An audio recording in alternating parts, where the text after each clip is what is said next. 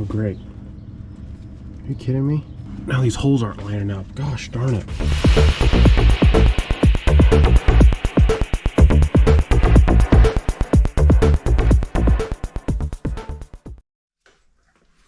Hey, Scout. Hey, Scout.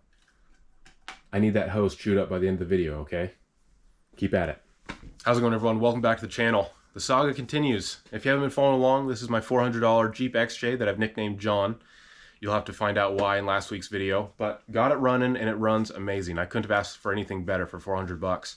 But today we're working on the rear drive shaft. Now this rear drive shaft I got out of a 88 Jeep XJ and only paid 30 bucks for it. So it was a pretty good deal.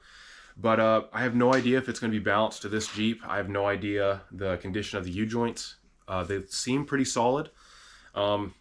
They're not loose. There's no like end play. This one's even stiffer than the other one. So here's where it gets controversial. I'm just going to run this drive shaft. I'm just going to throw it in the Jeep without changing the U-joints.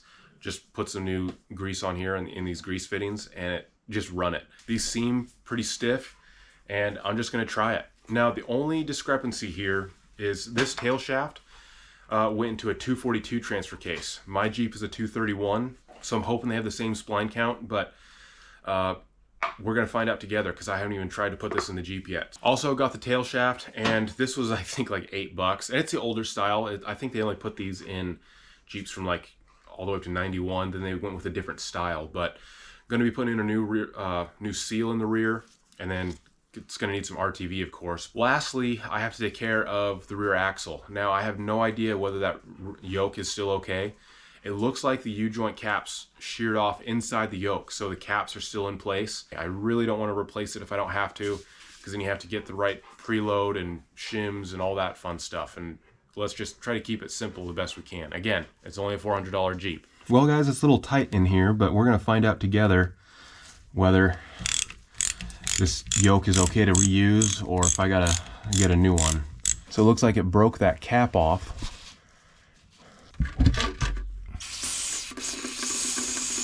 Looks like right here and right here, that just doesn't look right. It's flat, like it's smooth, but it looks like a big chunk was taken out of this yoke. All right, so I got the Jeep all turned around in the driveway, so I have more room to work on it. And these are the parts that came from the old yoke. You can see how it just ripped right off. This one's still intact, but it had a nice piece of meat taken out along with it. And then these caps are obviously not reusable. So there was quite a bit of carnage when that U-joint sheared.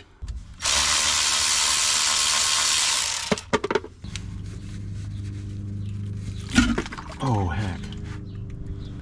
Well, it didn't take long for me to make a mess. Well, guys, I don't know if you can see that. There's something there. That's not metal. That felt like rubber. It's probably part of the gasket. But everything in here, guys, looks pretty good. I'm not seeing any broken pieces, any broken teeth. The pinion looks good. The ring gear looks good. I haven't had a good look at these spider gears, but they feel good. So it's dirty, but yeah, I'm not getting anything obvious that's showing that there's something wrong with the diff itself, which is great. Taking a look at the cover here, you can see the magnet doesn't have anything on there. I mean, barely any junk. So just more proof that this axle is good to go once I replace that yoke. All right, so moving on to the pinion here.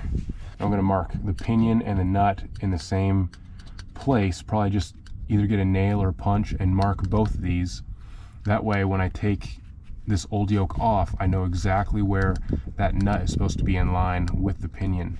And I also need to find out how many threads are exposed. And it looks like, to me, man, there's absolutely no room in here. To me, it looks like there is 1, 2, 3, 4 threads exposed. And it looks like the nut is absolutely flush with the 5th thread.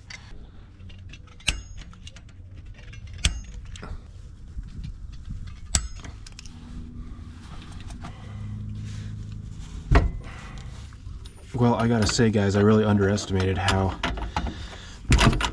hard it was to remove this nut. I had to use my long breaker bar just to break it free, just to not even a 1/4 of an inch loose. And then the shorter breaker bar is doing the rest of it, but it's so tight under here you can't get a full throw with the breaker bar. I have no idea if that pipe wrench even helped. So I don't think I'm doing this right so far. I was supposed to brace it up against the body to keep the gears from clashing, get the load on the pipe wrench instead of the gears, but I don't know how well of a job I did. Alright, so that's the nut that I gotta save. Alright, well that was easy. So let's take this onto the bench and compare it to the new one. Taking a close-up look at these gear teeth, they look completely fine. There's no damage to them. They're not chipped, rounded off. They look like just normal pinion gear teeth, so that's really encouraging, just like everything else in the pumpkin there. I guess while I'm here, I'll get that seal out too. Well, after punching away at it for several minutes, I finally got it out. I think there's just no way to ever save these. Not that you would want to, but that's what's left of it. Now that it's finally on the bench here and I can compare it to the new one, I definitely did not want to reuse this old yoke. You can see right in here, there's a bunch of meat taken out. And right here, and in the back here. So comparing it to this one where it has a lot more U-joint support versus this, I mean, I just could not in a good conscience just throw new U-joints on top of this yoke and just throw caution at the wind. I don't think that would have lasted very long.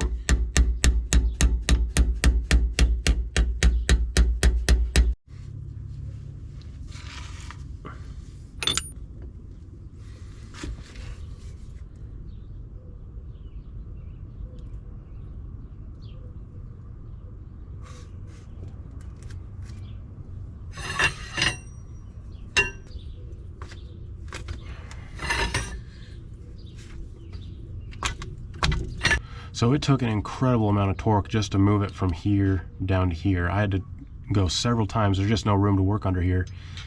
So you go a little bit, and then a little bit, and then a little bit, every single time readjusting and using different breaker bars and extension. So it took a lot of work, but it's finally right there lined up. So I have one of these beam style torque wrenches, and it's kind of out of calibration. It's not perfect. You can kind of see how that's 0. You see that little movement there?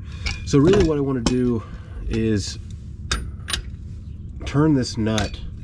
I'm just checking this. I don't know if I want to leave it like this yet, but I just want to see how many foot-pounds it takes to turn this. And that's pretty close, but it's just barely, this needle is barely deflecting.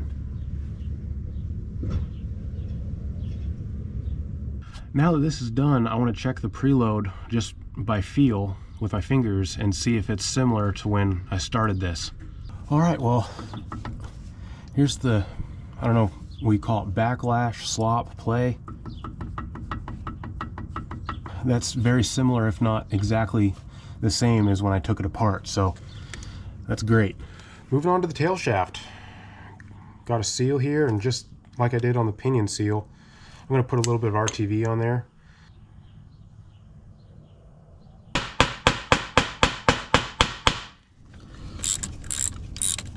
It's amazing that I didn't break anything more on this transfer case. Well, I don't know if this is going to line up. I got the wrong tail shaft. Okay. Alright, so I found out that there are different types of extension housings for transfer cases. This is for the 231. The other one had a raised lip here. That was for a 242. So I obviously had the wrong one and had to get another seal. So after doing the job twice, I'm ready to put this on. I'm gonna put a little RTV on here, the kind that isn't supposed to be used for automotive gaskets.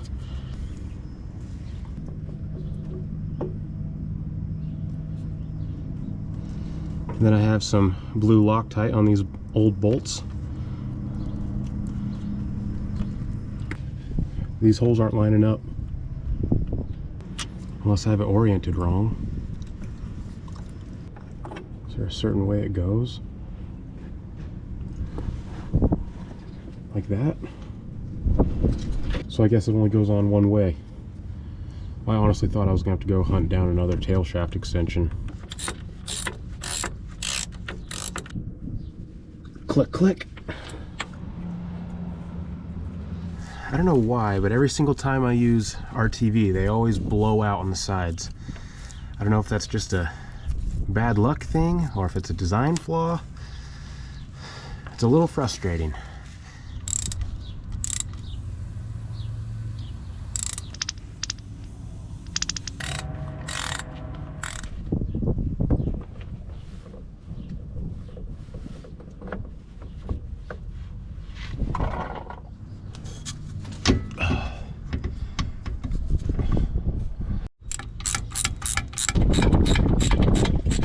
Well, I'm glad I'm double checking these with a torque wrench because these were loose. I thought they were tight. All right, so everything's put back together. U-joints are in, caps are on, seals are all put in place, differential has fluid in it. So the only problem is I have no idea if this drive shaft is balanced to this Jeep. And so it's kind of a gamble. All right, guys, here we go. Two-wheel drive. And in drive.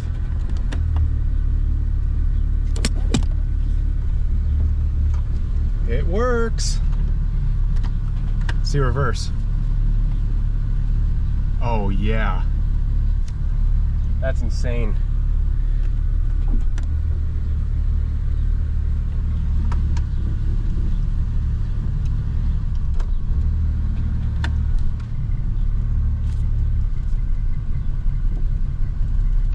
Well, there you go, guys. The Jeep runs. Two-wheel drive, four-wheel drive, runs great. So, of course, not everything is balanced. So who knows, once I get up to speed, if the rear end is still going to be okay. I don't know if there's any rear end noise or driveline imbalances, but for now, it's all okay. So, what's wrong, bud? Can't get your ball? So guys, thanks so much for watching. The Jeep runs amazing. I got a couple more things to work out, like vacuum hoses, wiper blades, some cosmetic things that need to be replaced in the interior and exterior. But everything on the Jeep is going according to plan, and I couldn't have asked for a better project, honestly, for the money. So guys, thanks so much for watching. See you in the next one. Take care.